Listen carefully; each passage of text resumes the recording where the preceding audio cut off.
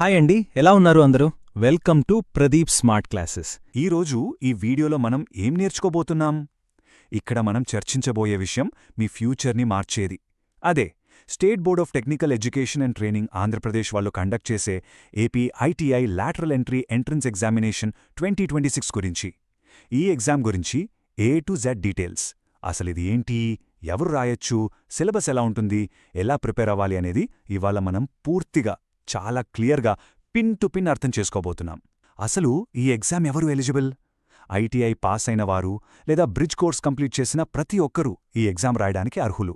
ఇది మీకు ఎంతో పెద్ద సువర్ణ అవకాశం. ఎందుకంటే సాధారణంగా పాలిటెక్నిక్ డిప్లొమా చేయాలి అంటే 3 సంవత్సరాలు పడుతుంది. కానీ ఈ ఒక్క ఎంట్రన్స్ ఎగ్జామ్ క్లియర్ చేస్తే చాలు, మీరు డైరెక్ట్గా ఇంజనీరింగ్ డిప్లొమా సెకండ్ ఇయర్లో ఎంటర్ అయిపోతారు.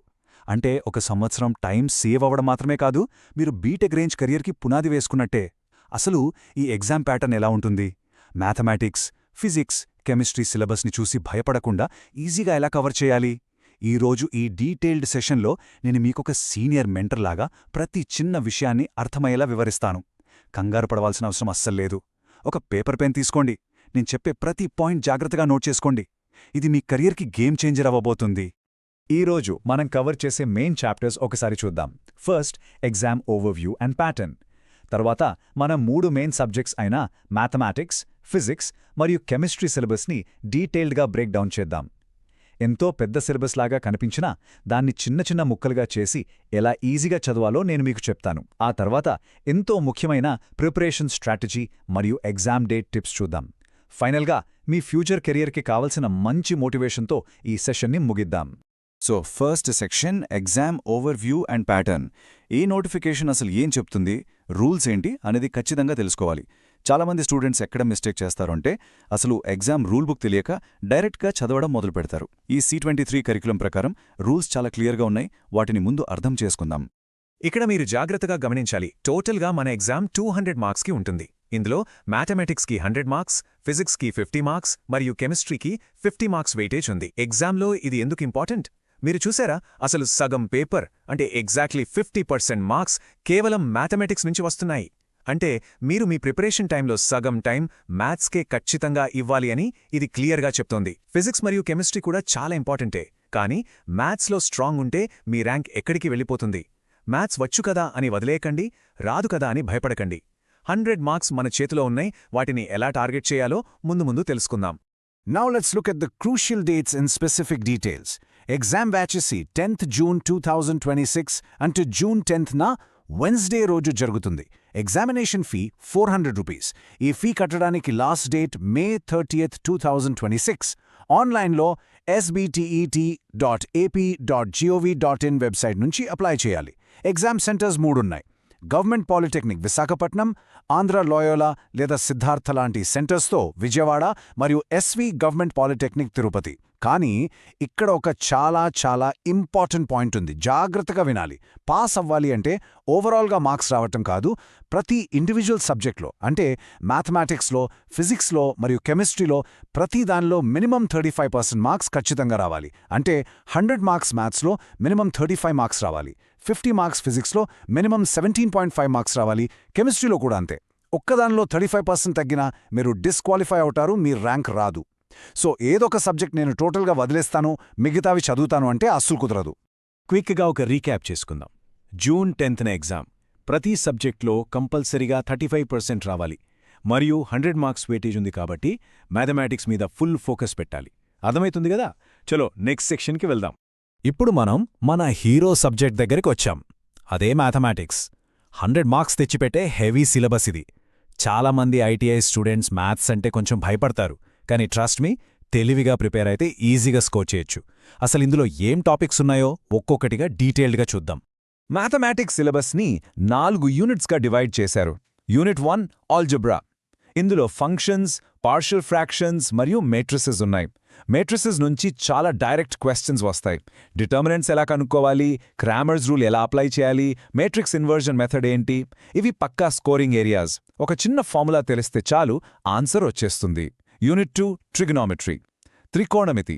ఇందులో ట్రిగనమెట్రిక్ రేషియోస్, కాంపౌండ్ యాంగిల్స్ అంటే sine of a plus b, cos of a minus b లాంటివి, multiple and sub multiple angles, properties of triangles and complex numbers ఉన్నాయి. భయపడకండి, ఇవంతా బేసిక్ లెవెల్లోనే ఉంటాయి. Unit 3 coordinate geometry. ఇందులో straight lines, angle between lines, circle equations మరియు conic sections అంటే parabola, ellipse గురించి చదవాలి. యూనిట్ 4 అండ్ 5 వచ్చేసి డిఫరెన్షియల్ క్యాల్కులస్ మరియు దాని అప్లికేషన్స్. లిమిట్స్, డెరివేటివ్స్ అంటే dy/dx కనుక్కోవడం. కంగారు పడకండి, బేసిక్స్ నుంచి వస్తాయి. Derivatives of algebraic and trigonometric functions మీద పట్టు సాధించాలి. ప్రతిరోజు కొంచెం ప్రాక్టీస్ చేస్తే క్యాల్కులస్ చాలా లాజికల్గా అర్థమవుతుంది. ఆల్జిబ్రాలో పార్షల్ ఫ్రాక్షన్స్ అనేది చాలా ఈజీ మరియు ముఖ్యమైన టాపిక్. ఎగ్జామ్లో ఇది ఎందుకు ఇంపార్టెంట్? ఎందుకంటే దీని నుంచి షార్ట్గా బిట్ వస్తుంది. ఉదాహరణకి f(x) divided by ax plus b into cx plus d అనే ఫార్మాట్లో ఒక ఫ్రాక్షన్ ఉంటే దాన్ని ఎలా రిజాల్వ్ చేయాలి? ఈజీగా ఎలా గుర్తుపెట్టుకోవాలి? రెండు లీనియర్ ఫ్యాక్టర్స్ ఉన్నప్పుడు సింపుల్గా a divided by first factor ax plus b plus b divided by second factor cx plus d అని విడదీసి a, b వాల్యూస్ కనుక్కుంటాం. అదే డినోమినేటర్లో ax plus b whole square ఉంటే అప్పుడు first a by ax plus b రాసి తర్వాత b by ax plus b square రాయాలి. ఇవి proper ఫ్రాక్షన్స్కి rules. అయితే ఇంప్రాపర్ ఫ్రాక్షన్స్ ఉన్నప్పుడు అంటే న్యూమరేటర్ పవర్ డినోమినేటర్ కంటే ఎక్కువ ఉన్నప్పుడు ఫస్ట్ డివిజన్ మెథడ్ వాడి డివైడ్ చేసి తర్వాత పార్షల్ ఫ్రాక్షన్స్ అప్లై చేయాలి. ఈ చిన్న చిన్న లాజిక్ రూల్స్ తెలిస్తే ఎగ్జామ్లో డైరెక్ట్గా మార్క్స్ మీ పాకెట్లో పడ్డది. సో మ్యాథమెటిక్స్కి మనం తీసుకోవాల్సిన సమ్మరీ ఏంటి?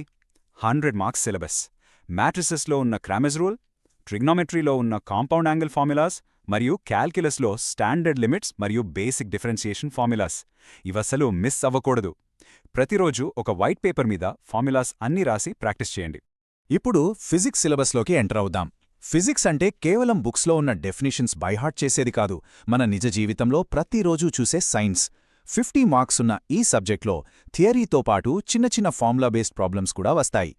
ఫిజిక్స్ని ముఖ్యంగా చాప్టర్స్గా ఇచ్చారు. First unit units and measurements మరియు statics, SI units, errors, vectors, Lami's theorem. తర్వాత గ్రావిటేషన్ అండ్ ఎనర్జీ, భూమి ఆకర్షణ శక్తి అంటే G value, Kepler's laws, kinetic and potential energy, work, power, energy equations ఖచ్చితంగా చదవాలి. Next thermal physics and sound, heat expansion, gas laws అంటే Boyle's law, Charles law మరియు sound wave types. ఆ తర్వాత ఎలక్ట్రిసిటీ అండ్ మ్యాగ్నెటిజం. ఈ chapter మన electrician మరియు wireman trade ITI స్టూడెంట్స్కి చాలా easy. Ohm's law, Kirchhoff's laws ఇక్కడ చాలా ఇంపార్టెంట్. ఫైనల్గా modern physics, photo electric effect, semiconductors మరియు ఆప్టికల్ ఫైబర్స్. ఈ టాపిక్స్ అన్నీ చాలా బేసిక్, ఇంజనీరింగ్ డిప్లొమా లెవెల్లోనే ఉంటాయి కాబట్టి కాన్సెప్ట్స్ని క్లియర్గా అర్థం చేసుకోవడం మీద ఫోకస్ పెట్టాలి. ఫిజిక్స్ని మన జీవితానికి ఎలా లింక్ చేయొచ్చో ఇప్పుడు చూద్దాం. ఇలా చదివితే అస్సలు ఎప్పటికీ మర్చిపోరు. గ్రావిటేషన్ చాప్టర్లో ఆర్టిఫిషియల్ శాటిలైట్స్ గురించుంది.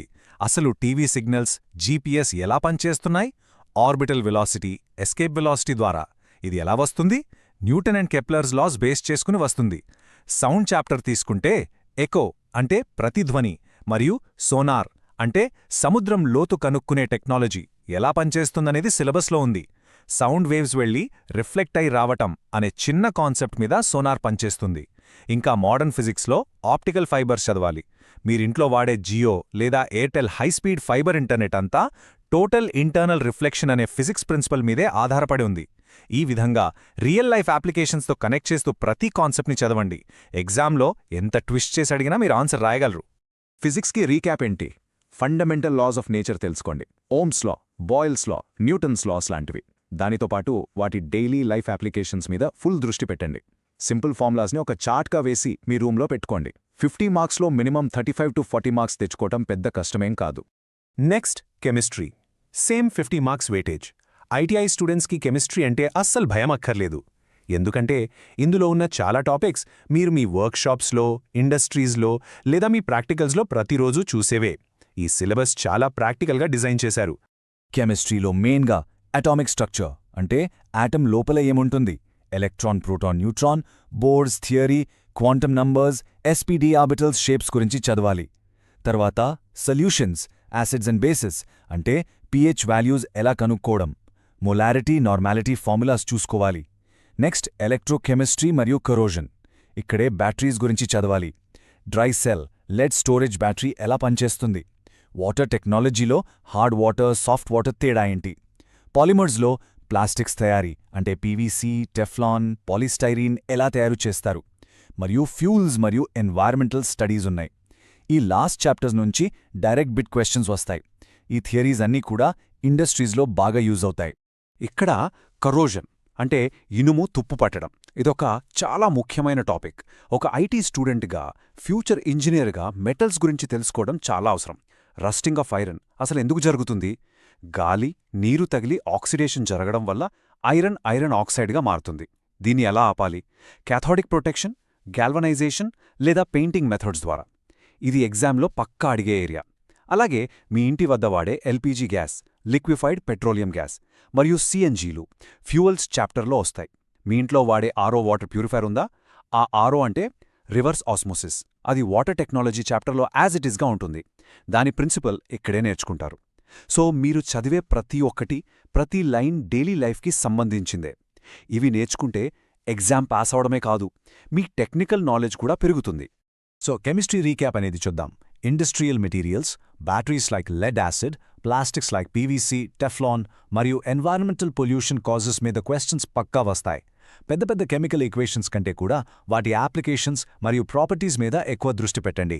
ఈ 50 మార్క్స్ని ఈజీగా స్కోర్ చేయొచ్చు. మనం నోటిఫికేషన్ చూసాం, 3 సబ్జెక్ట్స్ సిలబస్ అంతా డీటెయిల్డ్గా చూసాం. ఇప్పుడు అసలు కథ మొదలైంది. Preparation strategy. మే 12న నోటిఫికేషన్ వచ్చింది. జూన్ 10న ఎగ్జామ్ ఉంది. అంటే మన చేతిలో కరెక్ట్గా 30 రోజులు మాత్రమే ఉన్నాయి.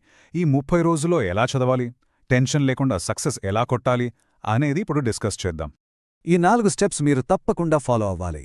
స్టెప్ 1, ముందు అప్లికేషన్ కంప్లీట్ చేయండి. మే 30 లోపు 400 రూపీస్ ఫీ కట్టి ఆన్లైన్ ప్రాసెస్ అంతా కంప్లీట్ చేయండి.